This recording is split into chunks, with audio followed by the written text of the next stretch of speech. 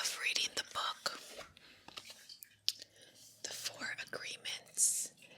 It's a wisdom book by Don Miguel Ruiz, and it's just a book that I picked up that I've been reading, and I've honestly stopped reading it because I've gotten so busy, but I thought if you guys want to make this a series, I can read through the whole book with you guys, and hopefully it will help relax you, it will help enlighten you and myself.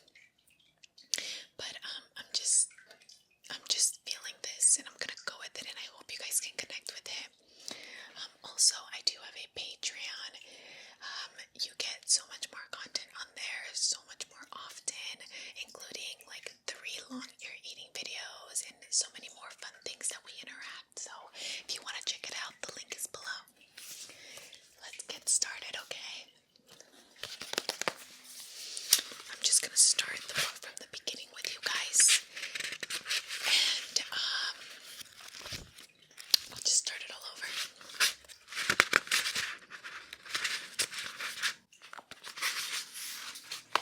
Okay, this is chapter 1. I'm gonna put it here so that way I can kind of look at you guys. Domestication and the dream of the planet. What you are seeing and hearing right now is nothing but a dream. You are dreaming right now in this moment. You are dreaming with the brain awake. Dreaming is the main function of the mind. The mind dreams 24 hours a day. It dreams when the brain is awake, and it also dreams when the brain is asleep. The difference is that when the brain is awake, there is a material frame that makes us perceive things in a linear way. When we go to sleep, we do not have the frame, and the dream has the tendency to change constantly. If you guys have seen my older videos, you know I do this sometimes. Humans are dreaming all the time.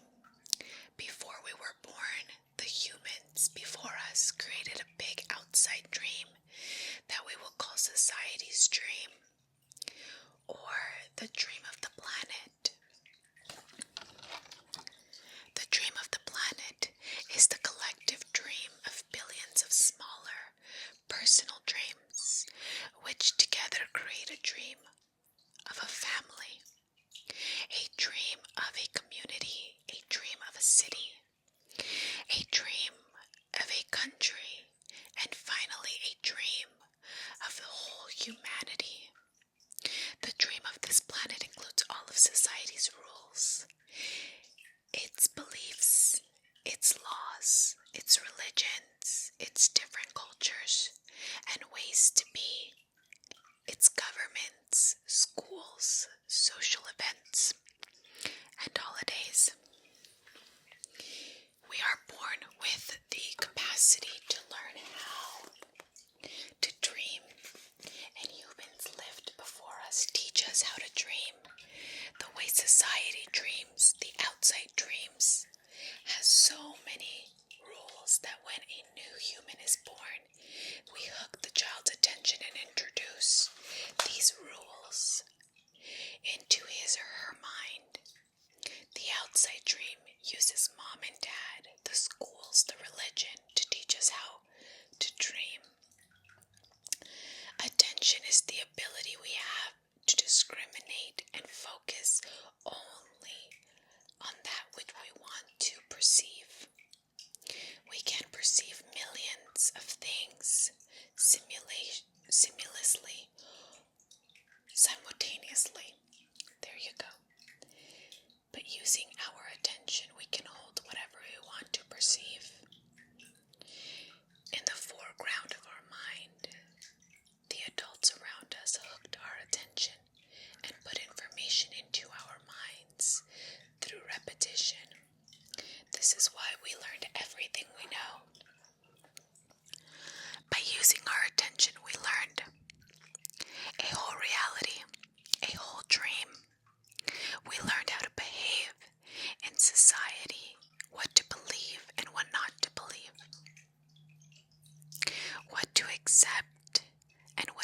acceptable, what is good, what is right, what is wrong. It was all there already, all the knowledge, all those rules, concepts about how to behave in the world.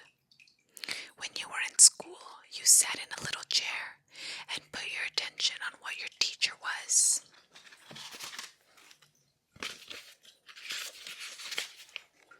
Teaching you. When you went to church, you put your attention on what the priest or minister was telling you.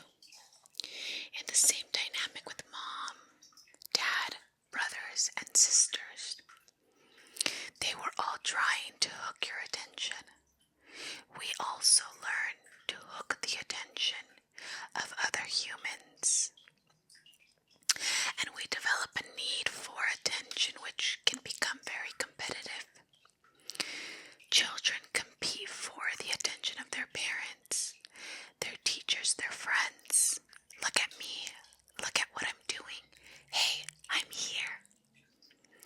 The need for attention becomes very strong, continues into adulthood.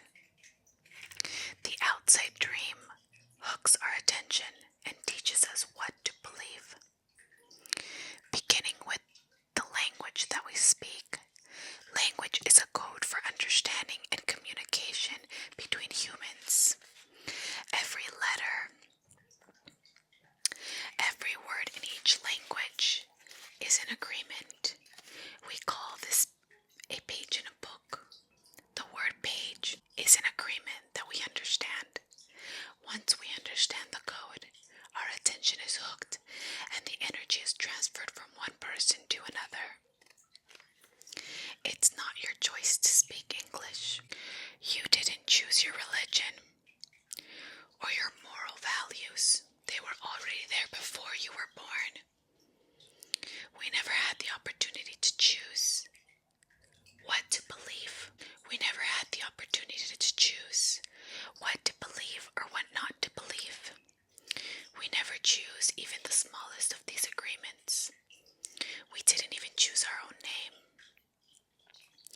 As children, we didn't have the opportunity to choose our beliefs, but we agreed with the information that was passed to us from the dream of the planet via other humans. The only way to store information is by agreement. The outside dream may hook our attention, but if we don't agree, we don't store the information. As soon as we agree, we believe it. It is called faith. To have faith is to believe unconditionally. That is how we learn. As children believe everything adults say. We agree with them, and our faith is so strong that the belief system controls a whole dream of life. We didn't choose these beliefs. We may have rebelled against them, but once we were not strong enough to win the rebellion.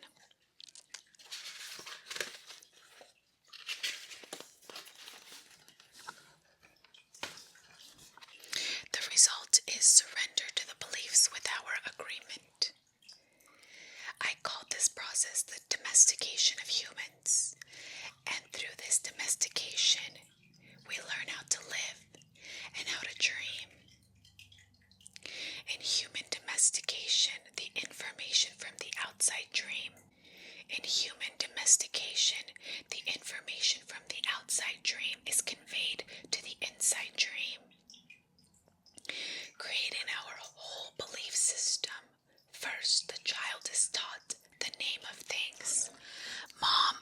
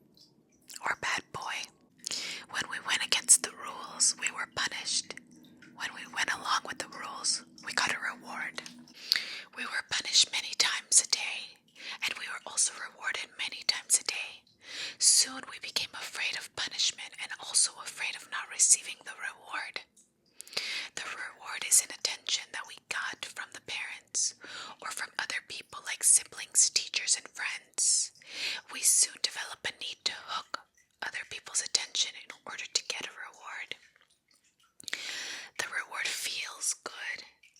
We keep doing what others want us to do in order to get the reward, with the fear of being punished, that the fear of not getting the reward.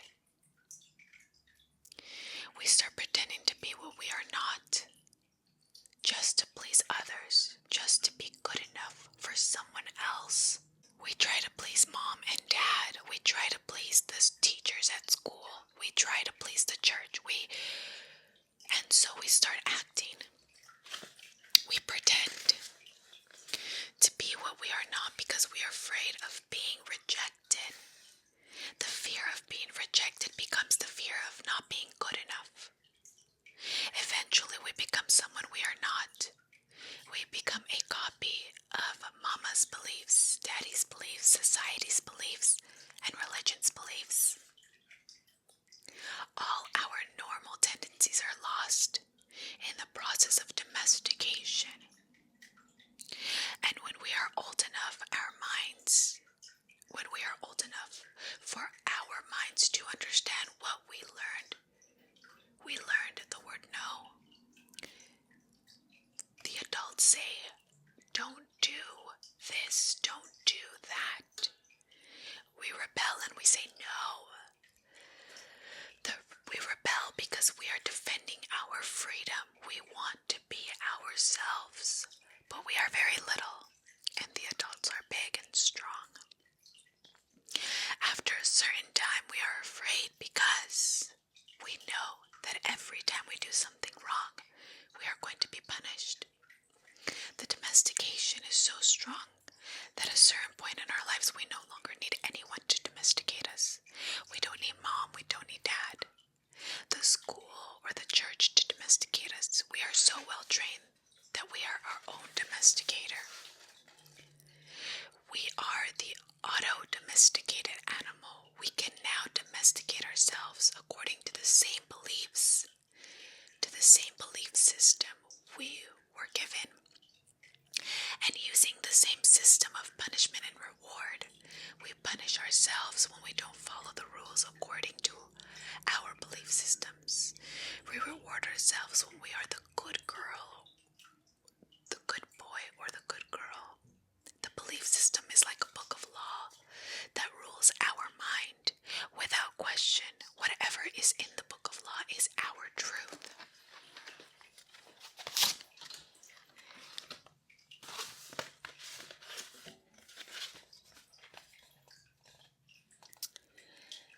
We base all of our judgments according to the book of law, even if these judgments go against our own inner nature.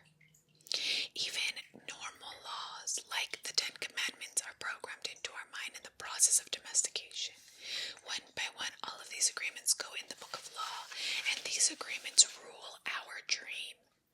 There is something in our mind that judges everyone and everything, including the weather, the dog, the cat, everything. The inner judge uses what is in our book of law to judge everything we do and don't do, everything we think and don't think, and everything we feel and don't feel. Everything lives under the tyranny of the judge. Every time we do something that goes against the book of law, the judgment says that we are guilty. We need to be punished. We should be ashamed. This happens many times a day after day for all the years of our lives. There is another part of us that receives the judgment, the part that is called the victim. The victim carries the blame, the guilt, the shame. It is the part of us that says, poor me, I'm not good enough. I'm not intelligent enough. I'm not attractive enough. I'm not worthy of love. Poor me. The big judge agrees and says, yes, you are not enough. And this is all based on the belief system we never chose to believe. The beliefs that are so strong that even years later we are exposed to new concepts and try to make our own decisions. We find that beliefs still don't control our lives. That the beliefs still control our lives. Whatever goes against the book of law will make you feel funny sensation in your solar plexus. It is called fear. Okay guys, we made it to page 11.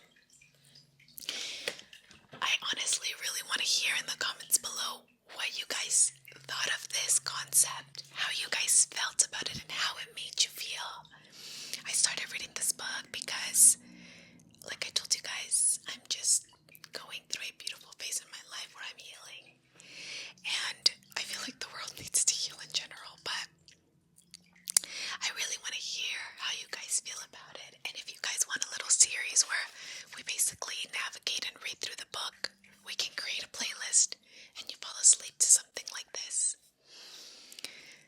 As always, every day is a good day to have a good day. I want you to get up. I want you to wake up. And I want you to go and live your best life. Believe in yourself. Know that you are enough. Even if that little feeling tells you you're not.